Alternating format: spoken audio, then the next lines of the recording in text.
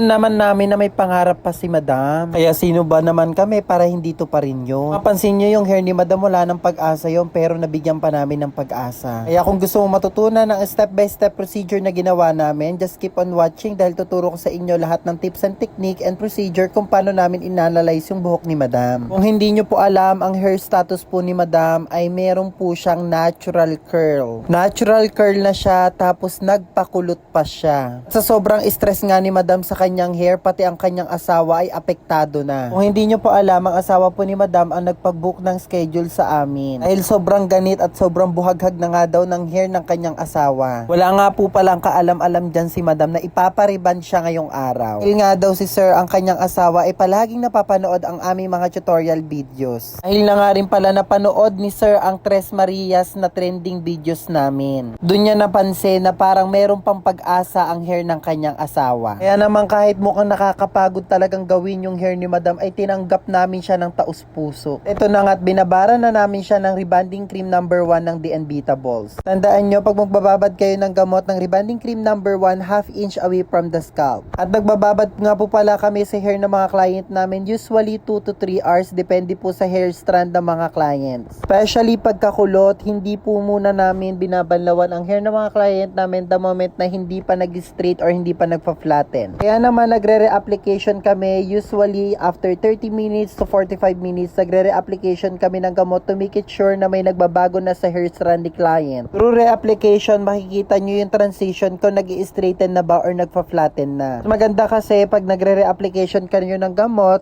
lahat ng strand is maa-applyan. Isa sa mga dahilan kung bakit nagkakaroon ng back job is dahil may mga hair strand na hindi na-applyan ng gamot. Dalawa nga po pala yung nakasalang na client nga namin ngayon at isang gumagawa, si Josa at si Melody. Puntong ito, 2 hours na po pala yan nababaran si client. At kung mapapansin nyo, yung super kulot, super kinky na buhok, ay unti-unti na po nag-straighten or nagpa-flatten. Siyempre, alalayan nyo din po ng spray water para hindi po madrayan or matuyutan ang buhok. Sa prosesong ito, may iwasan yung makasunog or makadry ng hair. Lagi nyo tatandaan, sa pagbababad ng hair ng mga client during rebonding cream number 1, ay lagi ito nakadepende sa hair strand ng mga client nyo. Kasi kami, as long as na hindi pa sumusunod ang hair ng mga client namin, ay hindi po muna namin binabanlawan. Lagi kami nagre-reapplication ng gamot to make it sure na susunod at magpa-flatten ang hair. Then pag nakita namin nag-flatten na or nag-straighten na yung hair ng mga client namin, ay unti-unti din namin ito sinasagad sa anit ng mga client at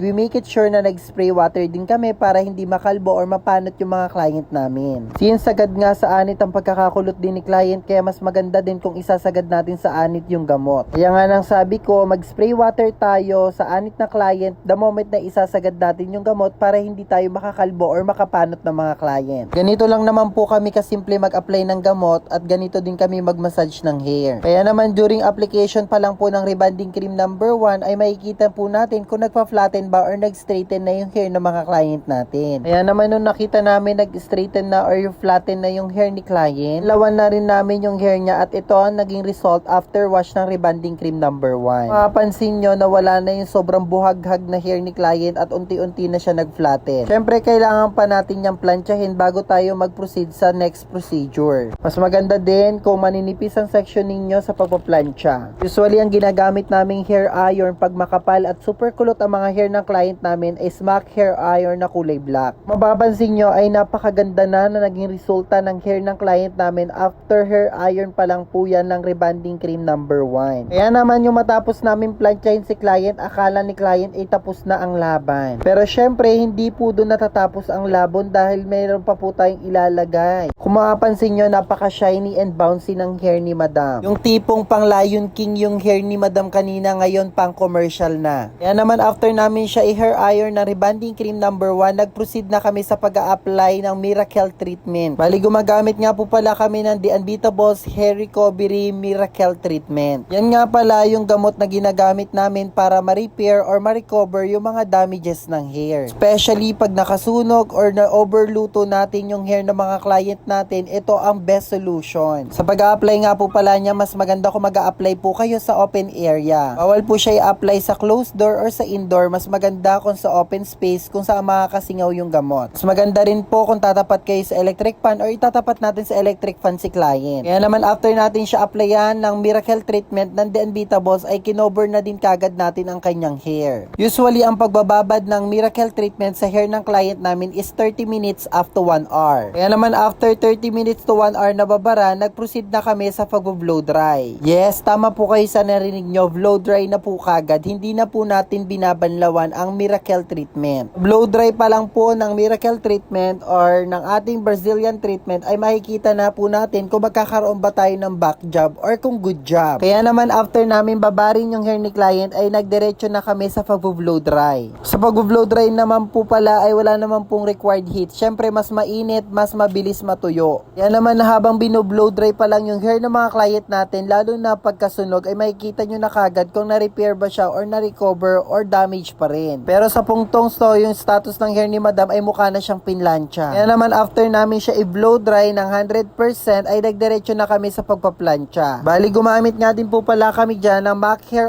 Iron na kulay black. Pins, kinky at makapalang hair strand ni madam ay yan ang kulay black ang ginamit namin sa kanya. Sa puntong ito parang hindi na makapaniwala si madam sa kanyang magiging hair transformation. Mapansin nyo kasi yung hair ni madam kanina ay mukhang parang ang hirap talagang ayusin. Bukod sa natural curl ang hair ni madam ay nagpakulot pa pala siya before. Pero ito pa rin ang naging resulta ng kanyang hair. Naging soft, shiny, silky, bouncy, and straight. Kaya naman kung nais mo magpagawa sa amin, pwede po kayo mag-chat sa mismong aming page, Clinic Happy Salon, Mariveles, Bataan. Just in case na interesado ka naman sa mga products na ginamit namin sa hair ng mga client namin, just PM me and send ko sa iyo yung links ng mga products kung saan mo siya maa-avail. At syempre, kung may natutunan ka man sa videong ito, wag mo akong kalimutan i-follow, i-share at mag-comment ka na rin sa comment section. Sa mga nagtatanong kung saan po yung location namin, Banaba Street, Balon Anito, Mariveles, Bataan. Mapapansin nyo yung hair ni madam ay ang laki na talaga ng pinagkaiba niya. Sabi nga namin sa kanya, baka kako hindi na siya makilala ng kanyang asawa. Kasi baga naman sa hair status ni madam, yung hindi mo pa nasisimulan, mukhang pagod ka na. Kaya naman, thank you so much for